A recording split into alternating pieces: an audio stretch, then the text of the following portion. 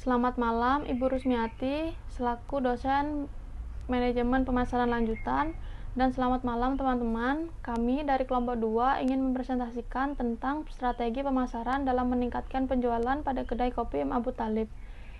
Saya sendiri Kartika Plia Yudiana, NPM 1832122102, dan teman saya Niputu Inindriani, NPM 18322067, dan Niputu Ayumela Andriani, NPM 18322068, dan Nikade Anissa Putri Irawan, NPM 1832122112. Pengertian strategi pemasaran. Strategi pemasaran merupakan rencana yang menjabarkan ekspektasi perusahaan atas dampak berbagai aktivitas atau program pemasaran terhadap permintaan produk atau link produknya di pasar sasaran Pasifik. Faktor-faktor strategi pemasaran. Adapun faktor-faktor yang dapat mempengaruhi strategi pemasaran pada suatu perusahaan antara lain lingkungan mikro perusahaan terdiri atas para pelaku dalam lingkungan yang langsung berhubungan dengan perusahaan yang mempengaruhi kemampuannya untuk melayani pasar antara lain yaitu perusahaan, pemasok, para perantara pemasaran, para pelanggan, dan para pesaing. Sedangkan lingkungan makro terdiri atas kekuatan-kekuatan yang sifatnya kemasyarakatan yang lebih besar serta mempengaruhi seluruh pelaku dalam lingkungan mikro dalam perusahaan, yaitu sebagai berikut. Pertama ada lingkungan demografis, lingkungan ekonomi, lingkungan fisik, lingkungan teknologi, dan lingkungan sosial budaya. Metode penelitian. Adapun tempat penelitian ini dilakukan pada kedai kopi M. Abu Thalib yang beralamat di Jalan Gajah Mada nomor 53 Delot Peken, Kecamatan Tabanan, Kabupaten Tabanan. Adapun objek penelitian dalam penelitian ini adalah di bidang pemasaran yang meliputi variabel terdiri dari kualitas produk dan kepuasan konsumen pada kedai kopi M. Abu Thalib Tabanan. Selanjutnya, teknik pengumpulan data dalam penelitian ini adalah dengan cara wawancara, yaitu di mana penulis bertanya langsung kepada perusahaan untuk memberikan keterangan yang berhubungan dengan judul penelitian. Yang kedua, dokumentasi. Dokumentasi adalah pengumpulan data yang menghasilkan catatan-catatan penting yang berhubungan dengan masalah yang diteliti, sehingga akan diperoleh data yang lengkap, sah, dan bukan berdasarkan perkiraan, seperti data penjualan, sejarah ringkas, visi dan misi, serta struktur organisasi perusahaan yang diteliti. Yang ketiga, pustaka, yaitu membaca buku-buku dan jurnal yang ada hubungannya dengan judul yang diteliti.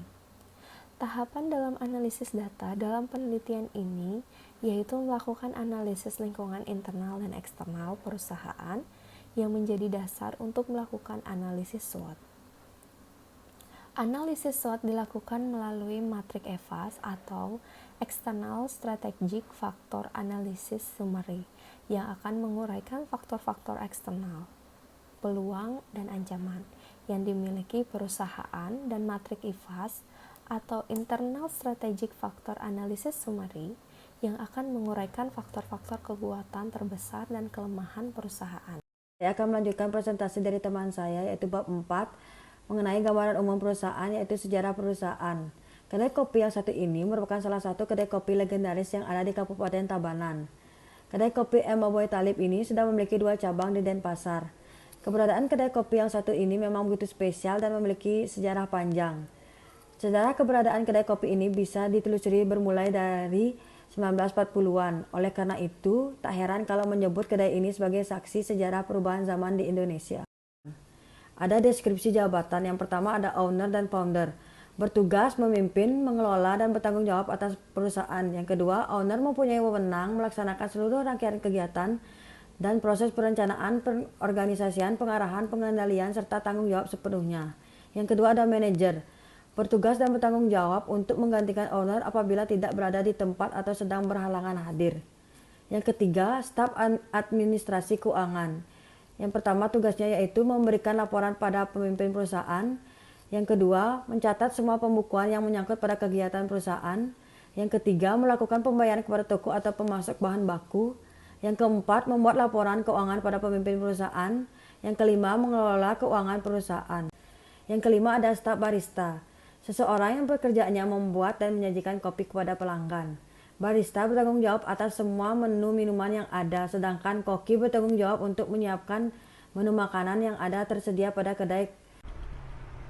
Berdasarkan analisis SWOT, strategi pemasaran yang dapat diterapkan oleh kedai kopi Abu Thalib adalah strategi agresif, yaitu mengembangkan kekuatan yang ada dan meningkatkan serta mempertahankan peluang yang ada. Strategi ini dapat dilakukan dengan lebih berupaya memaksimalkan kualitas produk dan meningkatkan kualitas SDM yang dimiliki untuk membantu menaikkan tingkat penjualan produk oleh kedai kopi M Abu Thalib. Kekuatan kedai kopi Abu Thalib adalah dengan mempertahankan kualitas produk yang dimiliki serta mempertahankan daya tahan citra produk yang baik, memberikan pelayanan yang baik kepada konsumen. Kelemahan yang harus diatasi oleh kedai kopi Abu Thalib adalah dalam hal memperbaiki produk yang kurang baik. Berdasarkan hasil wawancara, terkadang terdapat hasil produk yang kurang bagus. Kedai kopi Abu Thalib harus lebih memperhatikan kualitas bahan yang dijadikan produk nantinya sehingga akan mendapatkan hasil yang maksimal dan bagus. Sekian presentasi dari kelompok kami. Jika ada kesalahan kata ataupun kalimat, mohon dimaklumi. Untuk sesi tanya jawab akan ada di video selanjutnya. Terima kasih. Om Santi Santi Santi Om.